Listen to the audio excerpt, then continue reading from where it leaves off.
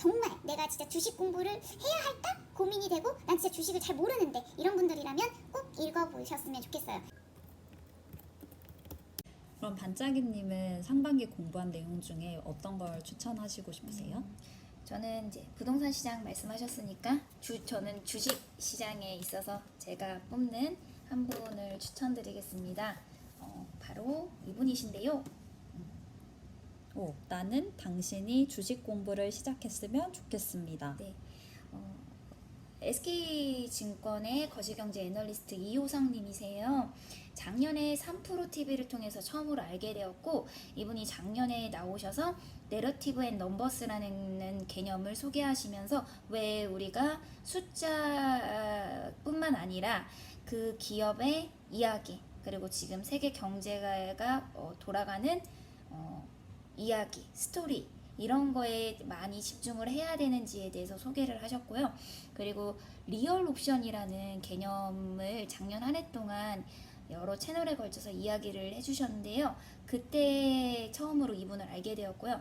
당시에는 원래 주식시장에서도 옵션이란 개념이 굉장히 어려운 개념이어서 작년에는 정말 그분의 이야기가 이해가 안 됐었는데 지속적으로 주린이들을 가르치시고자 하시는 마음이 있으셔서 굉장히 본인의 채널에서도 쉽게, 정말 주린이들을 위해서 쉽게 설명을 계속해서 해주셨어요. 그래서 이제는 좀 어느 정도 이해가 됐는데, 그분이 그동안 해오셨던 여러 가지 주장하는 바들을 총 정리해 놓은 책이에요. 이번 6월 달쯤 나왔던 책이고요.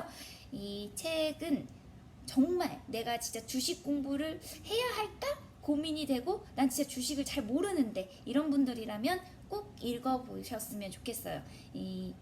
이분이 이 책을 쓰신 이유는 지금의 세상은 보이지 않는 세상이고, 그러니까 우리가 앞으로 투자를 해야 할 때 공부를 해야 될 것들은 다 보이지 않는 것들, 그래서 더 투자하기가 어렵고 공부하기가 어려운 환경 속에서 그 속에서 투자를 그럼에도 불구하고 해야 하는 이유, 또 투자하는 방법, 이렇게 보이지 않는 곳에서 투자를 해야 할 때 그러면 생각해 볼 수 있는 공식들, 이런 것에 대해서 정리를 좀 해놓으셨는데요.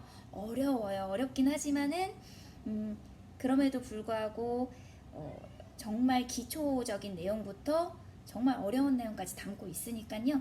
쭉 한번 읽어보셨으면 좋겠습니다. 그리고 이 책은 지금 이분이 그동안 본인의 채널에서 자신이 이야기하고 있었던 부분과 다 연관이 되어 있기 때문에 책 속에 중간중간 본인의 영상, 유튜브 채널 영상이 다 QR코드로 연동되어 있어요. 그래서 읽어보시다가 어려우시면은 QR코드 찍고 들어가셔서 채널 가셔서 보시고 책과 영상을 같이 공부하면 좋을 것 같습니다. 저는 개인적으로 부동산보다 주식이 훨씬 좀 어렵게 느껴지는데, 신성철 선생님 강의를 들으니까 부동산은 정말 상식적이라는 생각이 많이 들었거든요. 근데 이 주식 책을 읽으면, 이효성 님이 쓴 이 책을 읽으면 어느 정도 저희가 뭔가 판단할 수 있는 기준이 생기는 건가요? 주식을 살 때? 주식을 살 때 이 주식이 저평가인지 아닌지 알아볼 수 있는 방법? 이런 이야기보다는 네.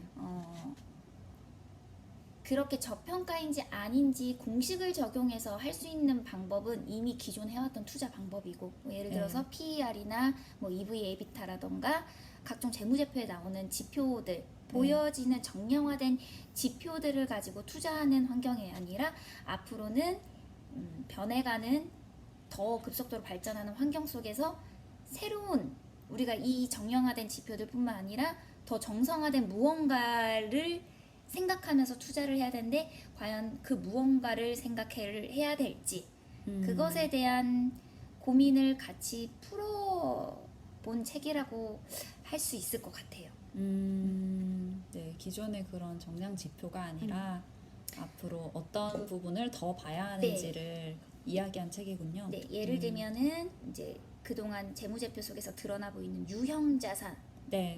뭐 공장의 가격이라던가 이런 것이 아니라 이런 것도 물론 중요하죠. 물론 중요하지만은 이분이 더 강조하고 계신 부분은 가격을 그 가치를 값으로 매길 수 없는 무형자산. 지금 이 무형자산이 현재 기업들의 재무제표에 그 가격이 제대로 반영이 되어 있지 않다고 말씀하세요. 예를 들면 애플이 갖고 있는 브랜드의 가치, 네. 그 브랜드의 가치가 재무제표에서는 얼마로 표기가 되어 있지만 그게 과연 진짜 제대로 된 가치 평가를 해서 그 가격을 매겼는가? 그렇지 않다고 투자자들이 판단했고 그 브랜드 가치는 사실상 금액으로 바꿨을 때는 더 많이 쳐줘야 된다라고 생각했기 때문에 더 많은 투자금이 애플 주식으로 들어왔고 그게 지금의 애플의 주식 가격을 만들었다라고 보는 거거든요. 그러니까 우리가 그 기업이 갖고 있는 무형 자산들, 기술, 브랜드 파워 또는 앞으로 기후 위기에 대비해서 대처하고 있는 기업들의 행보 이런 것들도 다 우리 투자자들이 가격을 따져서 적정 가치를 안 갖고 있고 미래에 더 많은 가치를 가지고 갈 무형 자산들을 갖고 있다면 투자를 해볼 하자. 만하다. 그렇기 때문에 좀 어렵기는 해죠. 그거에 대한 이제 고민은 앞으로도 해야 될 문제인데요. 어쨌든 이런 지표뿐만 아니라 이런 미래에 필요한 새로운 값을 매기는 가치 판단의 기준 이런 거를 세워가는 방법에 대해서 이야기를 하고 계세요. 올해는 새롭게 타겟으로 잡은 이분의 이제 개념은 기후 위기예요. 기후 위기에 대해서 굉장히 적극적으로 말씀을 하고 계시는데요. 저도 작년 7월쯤에 처음 EU에서 7월에 이 미래 이제 기후 위기에 대비한 어떤 중대 발표를 한 적이 있었었는데 그때 이제 주변 지인들한테 진짜 기후 위기에 대비한 우리가 투자를 생각해봐야 되지 않을까라고 했을 때 다들 무슨 다가오지도 않을 1-2년 후에 일어나지도 않을 일을 가지고 벌써부터 투자를 하느냐고 했었거든요. 삼전이나 사 이렇게. 네, 그래서 제가 그때 네. 굉장히 투자하고 싶었던 이제 기업이 현대차였거든요. 기후 위기에 굉장히 적극적으로 준비를 하고 있었던 기업이라 판단을 했었거든요. 그래서 그때 그 투자를 하지 못한 되게 아쉬움이 있었는데요. 올해 이호석 애널리스트가 적극적으로 기후 위기에 대해서 이야기를 하고 있고 이것이 지금 10년, 20년 후에 일어날 일이 아닌 당장 3-4년 후에 전 세계의 산업의 패러다임을 정말 적극적으로 변화를 압박할 그런 키워드가 되지 않을까라고 생각을 하고 있어요. 근데 이 기후 위기에 대비해서 기업 가치를 다시 매겨야 되거든요. 이제 어떻게 보면 ESG 이런 네, 것과도, 맞습니다. 네, 네. 관련이 된 거네요. 네. 근데 환경 그리고 사회, 그리고 기업의 지배 체제 맞아. 요런 거에 대한 값을 어떻게 매길 것인가 이건 지금 어떤 기준이 안 나와 있거든요. 그래서 이 탄소세도 아직 확정도 정확하게 얼마를 매길지 톤당 얼마를 매길지 확정도 안 된 이 불확실한 환경 속에서 탄소세가 이렇게 확정이 되는 순간 지금 이 기업은 이 정도의 비용 처리를 감당해야 될 텐데 그러면 이 벌어들인 이익에서 이 정도는 깎여 나가야 될 텐데 이런 거에 대한 많은 이제 생각들을 해야 되는 시기가 곧 온단 말이죠. 그래서 그런 이야기도 이제 하고 있으니까 그 책을 한번 읽어보시면서 앞으로 미래의 투자 환경에 필요한 키워드를 한번 생각해 보시는데 도움을 받으시길 바랍니다. 꼭 읽어봐야 될 책이네요. 혹시 그런 건 안 나오나요? 이 환경을 생각 많이 하신다고 했는데 기후 환경에 잘 대비하고 있는 기업이라든지 그러니까 구체적인 종목은 예시로 적어놓거나 그런 게 없었나요? 그런 이제 특정 종목에 대한 이야기는 없고 사실 ESG 환경에 지금 가장 적합한 기업은 아무래도 전기차, 그쵸. 그죠? 친환경, 네. 전기차 뭐 이런 거겠죠. 그리고 우리나라는 이 기후 위기에서 좌초될 자산을 가장 많이 가지고 있는 나라 중에 하나라고 해요.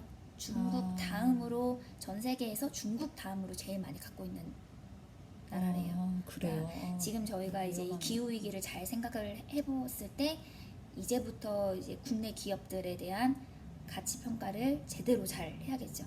아직 이거에 대해서 전문가들이 가치 판단을 제대로 아직 하고 있지 않은 환경인 것 같아요. 그러니까 투자자 각자 개인이 더 많은 고민을 해야 되고 더 많은 스토리를 생각해서 판단을 해야 될 부분인 것 같아요.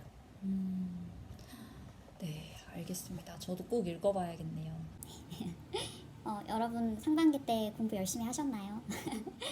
애쓴다고 썼는데 좀 좋았던 강의도 있고 조금 아쉬웠던 책이나 뭐 그런 것도 있었는데요. 좋은 거는 앞으로 꾸준히 추천을 해드리려고 합니다.